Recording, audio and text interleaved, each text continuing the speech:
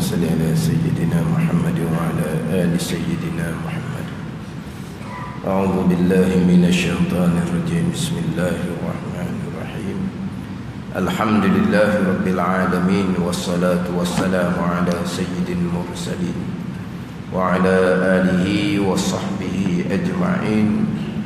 رب اشرح لي صدري ويسر لي أمري واحلل عقدة من لساني يفقهوا قولي. سبحانك لا علم لنا إلا ما علمتنا إنك أنت العليم الحكيم. ولا حول ولا قوة إلا بالله العلي العظيم. Muka surat 6 bawah sekali. Surat 6 bawah sekali. قال المؤلف رحمه الله تعالى ونفعنا بعلومه آمين. Dan adapun menakutkan, maka firman-Nya firman Allah Ta'ala, bahawasanya Allah Ta'ala sangat mengetahui, Ia akan batin barang yang mengerjakan kamu akan Dia, seperti mengetahui ia Allah akan zahirnya. Maka apabila Allah mengetahui, maka selagi membalas ia, selagi membalas ia Allah akan Dia akan hamba. Jika ia hamba seseorang,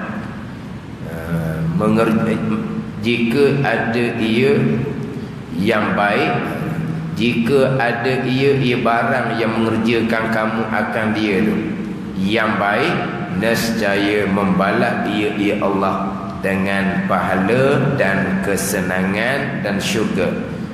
Dan jika ada ia barang yang mengerjakan kamu akan Dia tu kejahatan, maka membalas ia Allah dengan seksa dan api neraka. Dan ada pun menakutkan, yang mana dalam ayat yang menjadi dalil kita diperintahkan bahawa memeliharakan mata. Qul lil mu'minina yaghuddu min absarihim wa yahfazu furujahum dzalika azka lahum innallaha khabirum bima yasnaun. Dalam ayat ni ada 3 pembahagian. Pembahagian yang pertama, dalam ayat ni Allah Ta'ala nak mengajar kelakuan adab yang baik. Mana kelakuan adab yang baik? Iaitu jaga pandangan mata dan pelihara kemaluan. Yaghuddu min absarihim wa yahfazu furujahum. Memejam oleh mereka itu, oleh orang-orang yang beriman, akan pandangan mereka, dan memelihara mereka itu, orang-orang yang beriman, akan kemaluan mereka. Ini adalah Tuhan nak ajar kelakuan adab yang baik, dia panggil takdib. Kemudian Allah Ta'ala mengajar kelakuan adab yang baik ini sebab apa? Sebab di kelakuan yang baik ini ada dia punya perkara yang ada hikmah dia.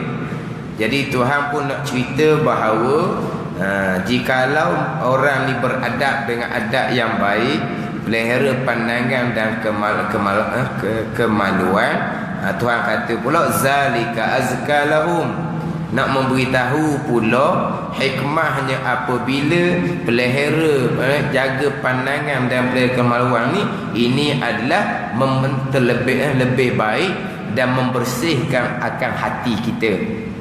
Ini nak memberitahu bahawa hak Tuhan perintah ni hikmahnya supaya lebih membersihkan hati kita apabila kita jaga pandangan dan jaga kemaluan. Yang ketiga pula, nak menakutkan.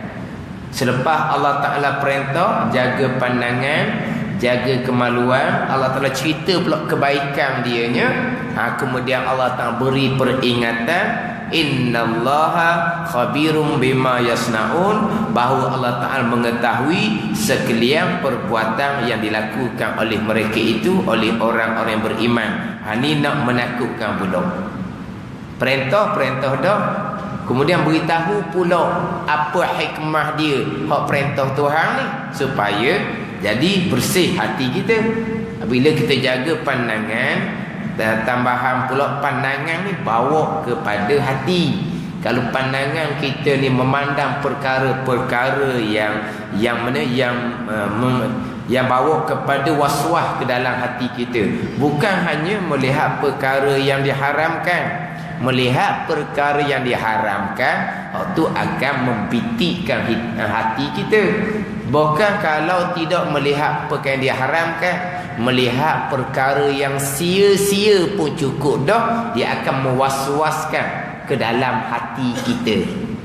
Dia akan banyak bicara pula dalam hatinya. Sebab mata ni diumpamakan macam menteri luar. Daripada mata bawa ke hati. Jadi mata tengok macam-macam perkara, tengok situ, tengok sini. Sebab itulah kita berjalan, sunnahnya adalah merendahkan pandangan. Yang mana Nabi SAW berjalan seolah-olah Nabi turun bukit. Turun bukit ni lenggok ke? Orang turun bukit daripada tempat tinggi, adakah kita lenggok kepala kita? Dah lama sepak bawah tu. Ada akor ke, ada apa ke, kita turun bukit, kita akan tengok pandangan kita ke bawah. Itulah hak perjalanan. Kalau kita nak rendahkan pandangan, ini fahamlah. Bawa kereta, bawa motor, bawa tengok di meta kereta, di meta motor, tu bahan tak lain pula. Mana tengok keperluan kita. Tak payahlah paling kanan, paling kiri, tengok orang tu, tengok orang ni, tengok rumah besar, paling tengok rumah besar. Jadi banyak perkara jadinya. Daripada walaupun tengok tu bukan perkara yang diharamkan sekalipun. Jadi sekarang jaga pandangan, hak ni hak akan membaikkan hati kita. Kemudian Tuhan pun memperingatkan pula, menakutkan. Allah mengetahui apa yang dikerjakan oleh orang-orang yang beriman. Ni dia panggil apa? Dia panggil tahdid ataupun takhwif, nak menakutkan. Ini sambungan berkaitan dengan pembicaraan anggota yang pertama daripada 7 yang wajib kita pelihara, iaitu pelihara pandangan, pelihara mata. Mata ni kurniaan daripada Allah, nikmat yang dikurniakan oleh Allah Subhanahu wa taala, yang mana wajib kita mensyukuri nikmat dengan bahawa kita gunakan mata kita ni pada perkara yang diizinkan oleh Allah Subhanahu wa taala. Jangan sesekali kita menggunakan nikmat pandangan mata ni dengan melihat perkara yang diharamkan. Kalau kita melihat perkara yang diharamkan, dipanggil tidak mensyukuri nikmat Allah, dipanggil mengkufuri nikmat Allah Subhanahu wa taala. Bahkan nikmat kurniaan Allah Subhanahu wa taala ni bukan hanya kita wajib mensyukuri. Pembicaraan dalam sifat mahmudah, di antara sifat mahmudahnya adalah sabar. Nikmat yang Tuhan kurnia ni bukan hanya kita wajib mensyukuri, bahkan kita wajib sabar. Ni pembicaraan dalam sifat sabar. Kita biasanya hak sabar ni apabila kena kepada kita perkara yang kita minta berlindung. Maka kena sakit, susah, contohnya sabar. Bahkan bukan hanya kena kepada kita benda yang kita minta berlindung, bahkan dengan nikmat-nikmat kurnia Allah Ta'ala pun, selain daripada syukur, kita wajib sabar. Kalau kita tanyalah macam mana sekarang sihat, kena sabar tu, pelik pula jadi tau. Kalau tanya macam apa khabar sekarang, Allah sekarang ni tak apa sihat, ni banyak penyakit, tak gerak le ni, hak timbulnya sabarlah. Tu dah. Tapi kalau cerita kata sihat, sihat, alhamdulillah lah sihat, tapi kena sabar tu. Kejut dia, sabar pun pula sihat. Macam mana sekarang ni pekerjaan? Maju. Kena syukur tu. Kemudian kena sabar. Pelik pula. Kalau kata macam mana pekerjaan sekarang, Allah berat. Tak apa gerak sekarang ni. Mepeh sekarang ni tak gerak. Sabarlah. Tu biasanya dah. Tapi kalau maju sabar kau mana syukur je lah. Dia dalam kehidupan kita tak lari daripada dua keadaan. Satu keadaannya perkara yang menimpa kita ni perkara yang bersetuju dengan keinginan. Hak kita nak tu lah, sehat, senang, kaya, tu. Terkadang perkara yang menimpa kita ni perkara yang menyalahi hak nafsu. Hak kita tak mahu. Sakit, susah. Ni dua keadaan dalam kehidupan kita. Ada perkara yang bersetuju dengan keinginan kita, ada perkara yang menyalahi keinginan kita. Kedua-dua keadaan ni kita wajib bersyukur serta bersabar. Kedua-dua keadaan. Bukan kata dapat kepada kita perkara yang bersetuju dengan nafsu, syukur. Bukan syukur saja, bukan syukur dan sabar. Dalam keadaan menimpa akan kita perkara yang menyalahi keinginan nafsu kita, sabar. Bukan sabar saja, syukur dan sabar. Ini pembicaraan sifat sabar, sifat mahmudah, dan pembicaraan sifat syukur, sifat mahmudah. Perkara yang bersetuju dengan keinginan kita, dengan sehatnya, dengan senangnya kehidupan, wajib kita bersyukur. Menggunakan sehat, senang tu pada jalan yang Tuhan redha. Dan kita wajib juga kena sabar, kena tahan hati, kena tahan jangan ikut keinginan. Takut akhirnya oleh kerana sehat kita, gagah kita, kemudian senang, kaya kita, keinginannya ada bagai-bagai. Dan sehat, dan senang, banyaklah keinginan hak kita naknya. Sabar, jangan turut keinginan tu. Tu timbul sabar atas perkara yang bersetuju dengan keinginan kita. Nikmatlah kita kata. Wajib kena sabar, bukan syukur saja. Ni nikmat mata kan, bukan syukur saja, kena sabar. Mata ni kau boleh nak tengok macam-macam. Sabar je. Faham tak sabar ni? Sabar ni lah. Faham ada dah. Tahan hati. Tahan hati. Jangan ikut kehendak kita tu. Kalau ikut kehendak kita, yalah nak tengok belakang lah. Jangan ikut kehendak kita tu. Tu sabar. Perkara yang menimpa kita, perkara yang menyalahi keinginan. Sakit, susah. Sabar nyatalah sabar. Sabar nyata. Mana apa? Sabar. Tahan perkara yang menimpa kita, perkara yang kita tak mahu, kena sabar. Jangan duduk memecah, jangan duduk mengeluh, jangan duduk nak bilang depan-depan orang, duduk cerita orang tu, duduk cerita orang ni, jangan. Jumpa orang tu duduk cerita Allah susahnya lah. Jumpa orang tu Allah susahnya lah. Orang tengok kita orang lari dah. Bosan duduk ngadu susahnya lah. Ngadu apa? Orang tu tak boleh bagi apa pun kitanya. Sabar, jangan duduk ngadu gitu. Jumpa kata Allah ni sakit. Duduk cerita lah, tengok muka tahu dah. Tengok tu orang tu kuruh tu, kecil manis lah tu, tak payah royak lah apa dah. Dulu gemuk kan, lepas tu kuruh, kecil manis tu. Ke mana lagi? Tak payah royak dah. Dia ngadu-ngadu dia cerita kau apa?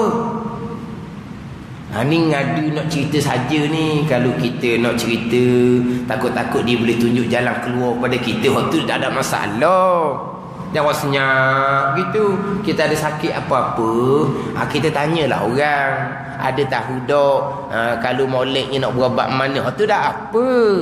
Bukan duk senyap, tak tahu masalah pula. Kena cerita lah.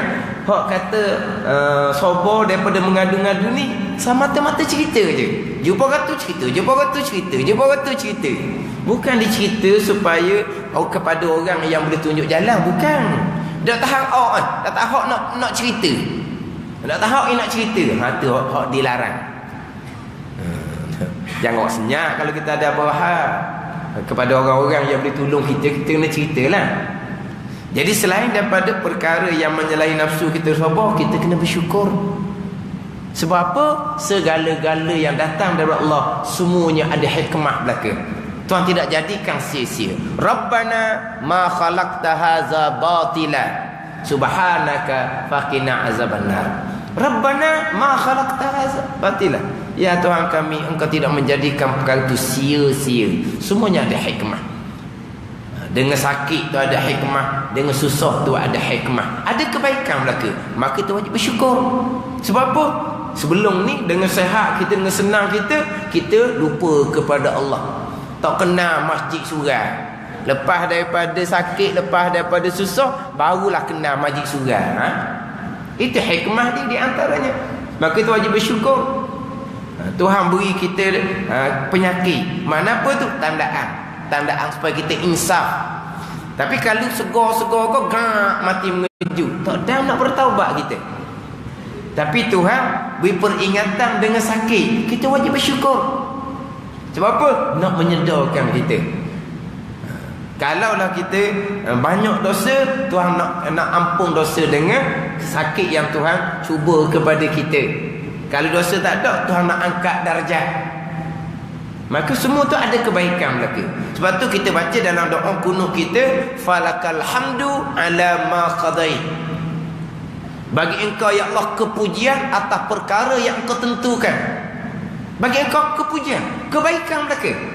Sama ada yang Engkau qada tu rupanya rupa yang ni bersetuju nafsu, hak kita nak, ataupun menyalahi nafsu, hak kita minta berlindung. Semuanya kebaikan. Falakal hamdu ala ma qadai.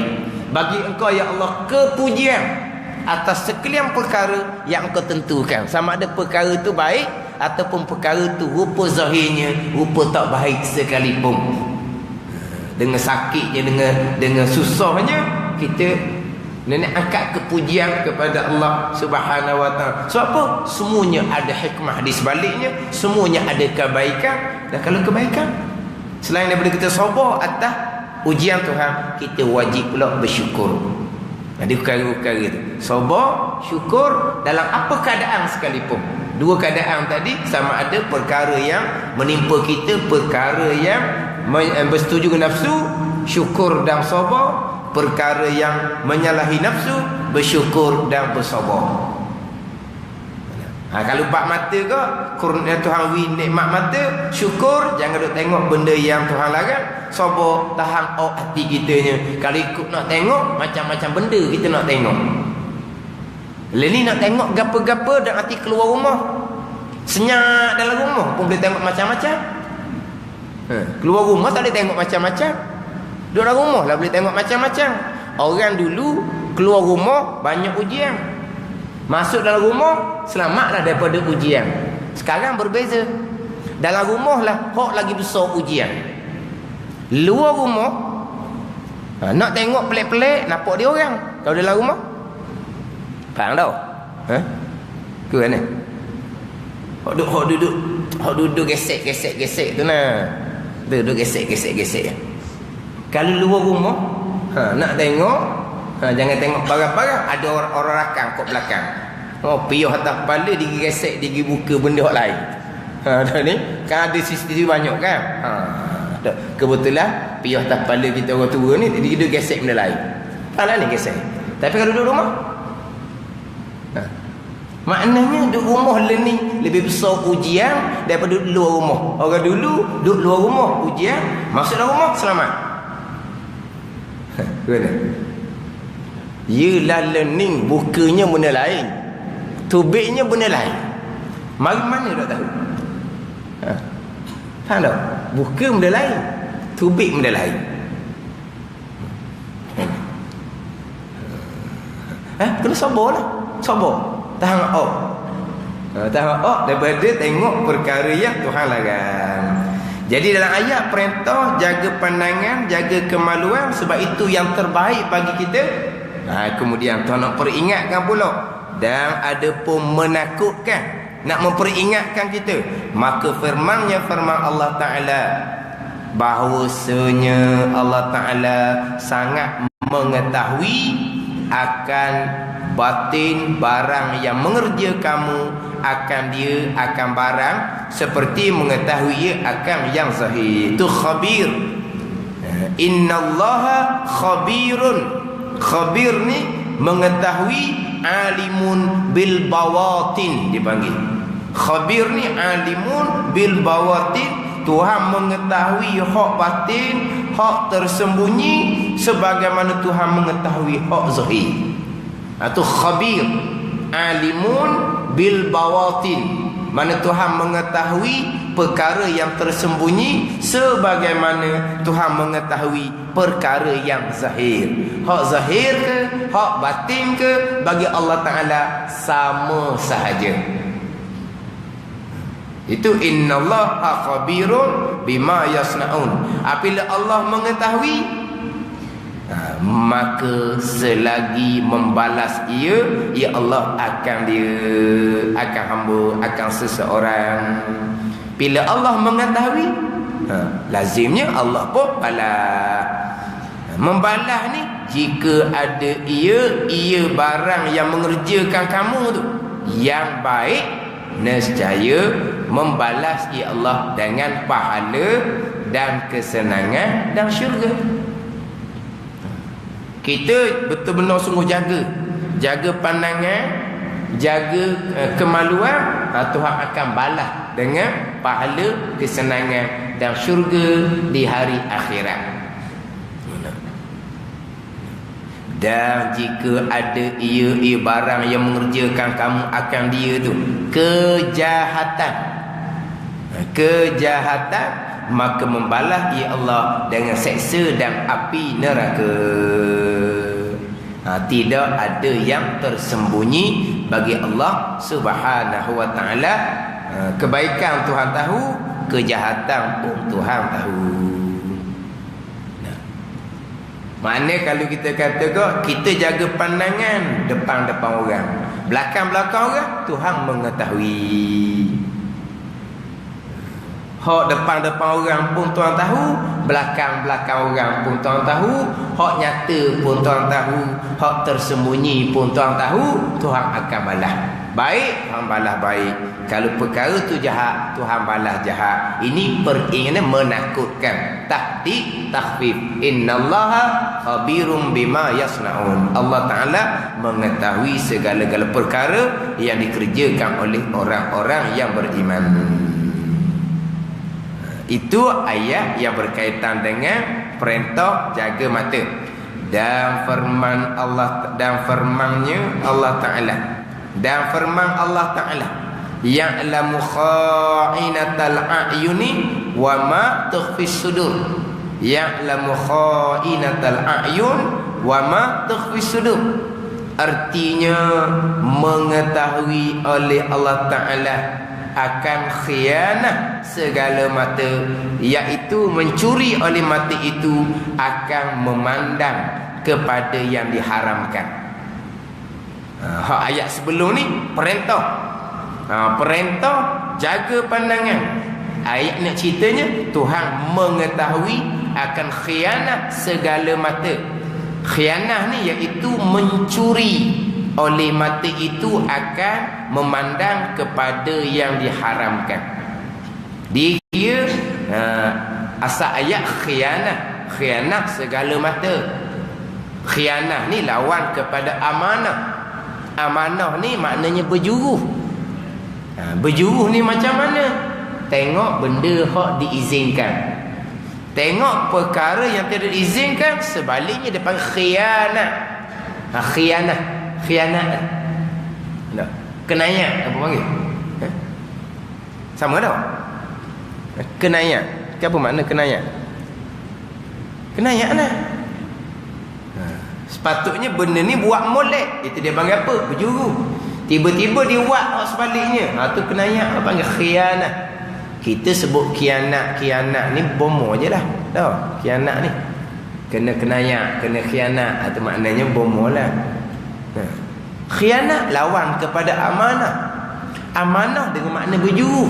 Berjuruh dengan makna sama sekali tidak buat benda yang Tuhan larang. Mana berjuruhnya? Jangan tengok perkara yang diharamkan.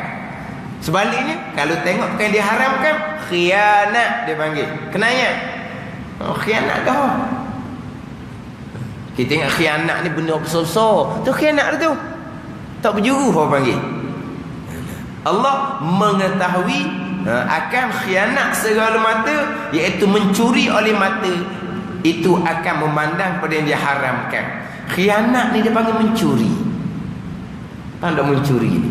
Sekarang ni mata ni Tuhan jadikan tengok untuk manfaat kehidupan dunia, tengok untuk perkara yang bawa manfaat akhirat.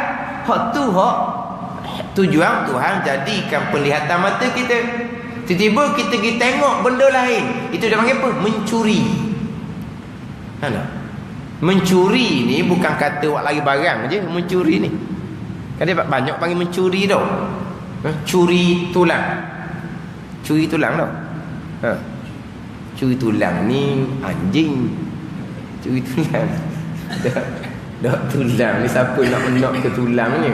Anjing lah nak ke tulang. Mana pencuri? Masa tu sepatutnya kita guna untuk apa? Orang bagi kita upah apa semua dengan masa, daripada masa tu ke masa tu. Tiba-tiba kita curi. Sebab apa? Kita guna kod lain. Ada panggil mencuri tu. Sekarang ni mata tujuan apa ni? Tengok perkara yang bawa manfaat kehidupan atas dunia dan bawa manfaat untuk akhirat. Tiba-tiba kita guna mata kita tengok perkara dia haramkan, khianat, itu panggil mencuri. Kita pergi guna untuk perkara yang lain.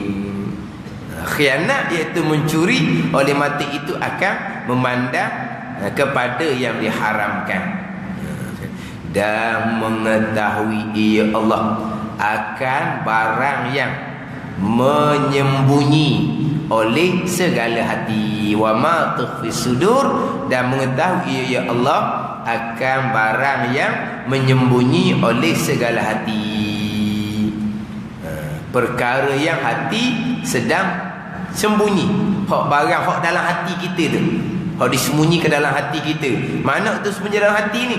Daripada cita-cita mengerjakan kejahatan dan cita-cita mengerjakan kebajikan. Tuan cerita ni cerita bab kejahatan dulu. Cita-cita mengerjakan kejahatan dan cita-cita mengerjakan kebajikan. Hak dalam hati kita ni Tuhan tahu belaka. Cita-cita kita, cita-cita dia panggil azam. Azam, cita-cita. Tapi dalam kitab-kitab lama, azam diterjemah dengan angan-angan. Kita bahasa kita, angan-angan ni bukan azam. Azam lain. Azam ni nekat, bulat di hati, tu azam. Angan-angan ni khayal je barunya tau. Bukan gitu. Tapi dalam terjemahan kitab lama, azam tu diterjemah dengan angan-angan. Angan-angan ni hak zan amaniyuhum tu. Zalika amaniyuhum. Amaniyuhum ni angan-angan lah, angan-angan kosong. Tu dicela pada syarak tu. Tu dicela pada syarak. Angan-angan kosong. Tapi dia terima kita lama dia panggil angan-angan. Hak cita-cita tu. Sebab kita dalam hati ni dia ada beberapa kedudukan. Dia ada beberapa tahap. Dia ada hajiz, dia ada khatir, dia ada hadisun nafsi, dia ada hammun, dia ada azmun, kemudian ada niyatun. Dia ada niyatun. Niyatun ni bulat di hati serta muqtarinam bi fi'lih. Muqtarinam bi fi'lih itu dia panggil niyatun. Bulat di hati tapi belum lagi buat, dia panggil azmun. Contoh, kita nak semayang fardu maghrib tapi belum lagi takbir. Dalam mazhab Syafi'i kita tidak panggil niyatun, itu dipanggil azmun. Tak masuk lagi dalam hadis innamal a'malu binniyat. Sesungguhnya nak sah amal serta dengan niat. Kita nak mari semayang fardu maghrib dah ni, itu bukan niyatun. Sebab niyatunya kena muqtarinam bi fi'lih, serta dengan buat. Dalam takbir tu panggil niyatun. Dah tunggu rumah nak pergi masjid nak fardhu ma'ah, dia panggil azmun indal mazhab Syafi'i. Sebab apa? Sebab innamal a'malu binniyat, lil musahabah, kena serta, bukan bersababiyah. Tapi jumhur mazhab binniyah bersababiyah. Sesungguhnya nak sah amal dengan sebab ada niat. Niat tu duduk sebelum pun tak apa, niat tu duduk serta pun tak apa. Sebab tu bersababiyah. Nabi bersabda, innamal a'malu binniyah. Sesungguhnya nak sah amal dengan niat. Dengan niat. Gitu je Nabi royak. Kemudian sahabat tak usah tanya. Sahabat tak usah tanya. Niat ni apa perkara? Niat ni nak ubuh di mana? Sahabat tak banyak bertanya. Sebab binasa ummah-ummah terdahulu, Nabi sudah bagi peringatan kerana banyak bertanya, banyak usul. Ingat ada hak lembu tu, apa warna lah, apa semualah. So semelih-semelih je lah. Yang nak tanya-tanya buat apa lagi? Jadi panjang pula, susah. Itu peringatan Nabi SAW. Jadi sahabatnya tak banyak usul. Nabi kata nak sah amal dengan niat. Niat tu apa dia? Niat tu di mana? Sahabat amal mengikut faham masing-masing. Selepas tak ada sahabat, barulah timbul ulama kemudian. Niat tu apa dia? Niat tu di mana? Jadi bin niat, dengan niat. Tu apa?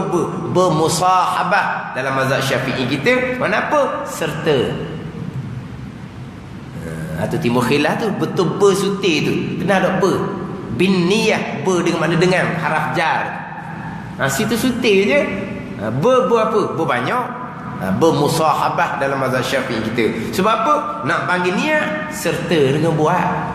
Tapi kalau tak buat lagi, ni cita, azam dia panggil. Azam. Tapi hak jumhur mengatakan ini azam tu panggil niat dah walaupun tak buat lagi. Contoh hadisnya Nabi bersabda, niyatul mar'i khairun min amali. Niyatul mar'i khairun min amali. Niat seseorang lebih baik daripada amal. Terkadang niatnya molek, tapi kadang-kadang buat tu tak apa nak kena. Terkadang niat tu lebih baik daripada amal. Tapi Nabi kata niyatul mar'i khairun min amali. Niat tak buat lagi, panggil niat dah. Tak buat lagi tu kan. Nabi kata niyatul mar'i khairun min amali. Bermula niat seseorang untuk melakukan kebaikan tu terkadang lebih baik daripada lepas buat. Tapi niyatul mar'i tu buat tak lagi. Tak lagi. Sebab tu jumhur kata niat sebelum buat pun panggil niat dah. Itu hak jalanan pandangan yang berbeza di kalangan ulama-ulama yang mujtahid. Jadi dalam hati kita nak ada hajis, ada khatir, ada hadisun nafsi, ada hamun, ada azmun. Hajis ni lah, khatir ni dia mari banyak kali dah. Hadisun nafsi ni makna apa? Dalam hati kita ni sudah taraduk dah, nak buat tambah buat, nak buat tambah buat. Itu hadisun nafsi. Dalam hati ni cakap dah, nak buat tambah buat, nak buat tambah buat. Ini dalam hati. Kemudian satu peringkat lagi dia panggil hamun. Hamun ni di hati ni berat sebelum nak buat. Azmun, putus di hati nak buat, nekat. Itu azmun. Ini dipanggil apa? Cita untuk melakukan kejahatan, cita untuk melakukan kebajikan. Tuhan mengetahui dah dan Tuhan akan balas. Sebab cita ni azam, kejahatan, kebaikan. Kejahatan sudah dicatatkan dosa, walaupun belum lagi buat, tapi azam bulat di hati nak buat perkara jahat, sudah berdosa. Adapun kalau di hati hamun, makna apa ni? Berat sebelum nak buat. Contohlah, bandar ada orang joget. Bandar ada orang main, orang joget. Hak jenis biasa gitu dah dulunya. Len ni jadi juru sikit lah main sejik surah dah. Tapi hati perut ni minat lagi lah. Jangan-jangan layang nafsu. Jangan-jangan. Jadi bila kata ada joget bandar, dia mari di hati ya. Lah, lepas tu jadi ni hadis nafsi. Dari sini taraduk dah. Gi mari dah. Nak gi tak mau gi. Nak gi tak mau gi. Bunyi ramai saya nak gi tu. Hai, nak gi retek pun kali. Hati-hati ni. Berat sebelum nak gi. Tapi dak azam, dak cerita bulat lagi ni. Baru berat di hati. Malaikat belum catat lagi dosa. Bulat di hati, nekat memang confirm malam ni nak gi. Dosa dah. Malaikat catat dah dosa. Tiba-tiba dibatalkan. Allah mujurnya lah. Alhamdulillah dibatalkan. Tak dosa lah. Tak dosa pun. Hati sudah berdosa, wajib bertaubat. Cuma tak ada dosa ni, mungkin dosa kaki tak ada lagi. Dosa tangan tak ada lagi. Dosa mata tak ada. Dosa hati, cerita pula di hati nak pergi. Kena bertaubat dah waktunya. Adapun kalau perkara kebaikan, duduk tahap hamun. Mana apa? Berat di hati nak buat kebaikan. Berat di hati tak putus lagi ni. Nak pergi sejik, nak pergi belajar, malaikat catat dah pahala. Azam bulat nak buat kebaikan, waktu sama telah lah. Hamun ni berat nak pergi ke tempat kebaikan ni, malaikat catat dah pahala. Berat di hati nak pergi kat jahat, malaikat tak catat lagi dosa. Lambat sikit dosa. Nekat di hati, azam bulat di hati nak pergi buat benda dosa, malaikat catat dah dosa. Tapi kebaikan berat di hati nak pergi tempat baik, malaikat catat dah pahala. Bulat di hati nak buat benda baik, sudah tanyalah tu. Jadi malaikat catat kebaikan lebih cepat daripada malaikat catat hak di hati kita, hak berkaitan dengan nak kepada kejahatan. Tapi kalau kata hati ni dipanggil hadis nafsi, taraduk, nak pergi tak mau pergi, nak pergi tak mau pergi, malaikat tak catat lagi. Kebaikan pun malaikat tak catat lagi. Kalau 50-50 nak pergi sejid surah, nak pergi tak mau pergi, nak pergi tak mau pergi, 50-50 malaikat pun tak catat lagi pahala. Di hati kita nak pergi tak mau pergi tempat kejahatan, malaikat tak catat dosa. Berat di hati nak pergi tempat kejahatan, malaikat tak catat lagi dosa. Syaratnya anggota lain tidak main peranan. Kalau anggota lain main peranan dah, hati ni belum putus lagi. Nak pergi tak mau pergi ni, telefon dah suruh beli tiket. Malaikat catat dosa anggota zahir, malaikat catat dosa hati. Walaupun belum azam, walaupun dalam keadaan 50-50, tapi kalau anggota lain sudah main peranan, maka anggota zahir pun dicatatkan dosa. Hak di hati, hak 50-50 tu malaikat catat dah dosa, sebab anggota zahir buat dah. Sama dah juga kita kata kau 50-50 50-50 nak pergi, mau pergi.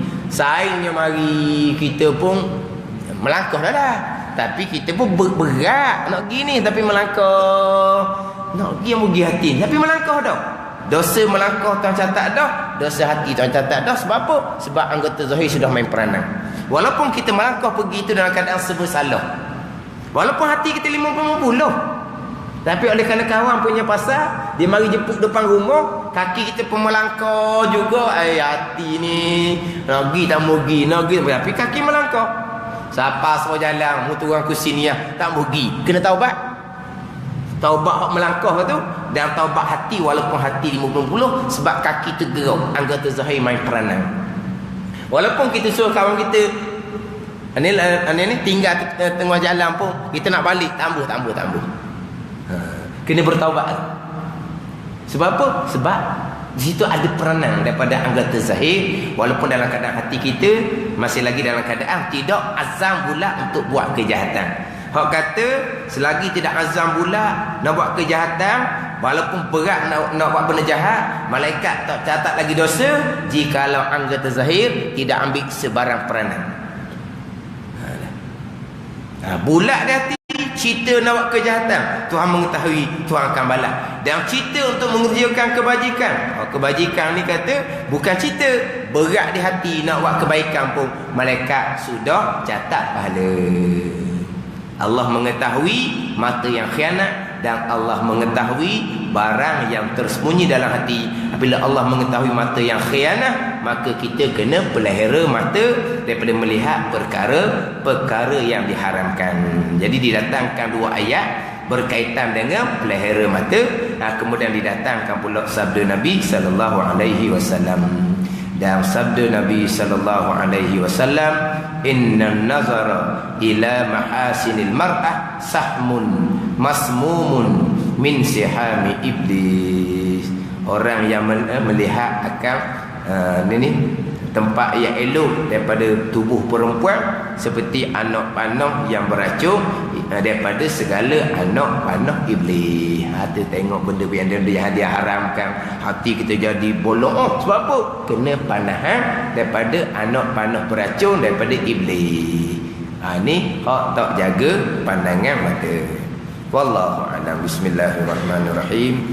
Alhamdulillahirabbil alamin wassalatu wassalamu ala sayyidil mursalin wa ala alihi washabbihi ajma'in. Allahumma iftah alaina futuhal arifin. Allahumma allimna ilma aqdamin wa fahimna famas sabiqin warzuqna riqat talibin. Allahumma zidna ilman wa alhiqna bis salihin. Wa sallallahu ala sayyidina Muhammad wa ala alihi wa sahbihi wasallam. Walhamdulillah. Minggu depan masjid ni ada program malam Jumaat. Tapi program tu lepas isyak. Maknanya kita maghrib kita jalan macam biasa. Sebab program malam Jumaat minggu depan di masjid Ladang ni programnya lepas isyak, bukan lepas maghrib, lepas isyak. Jadi lepas maghrib kita baca kitab pernah berganti macam biasalah.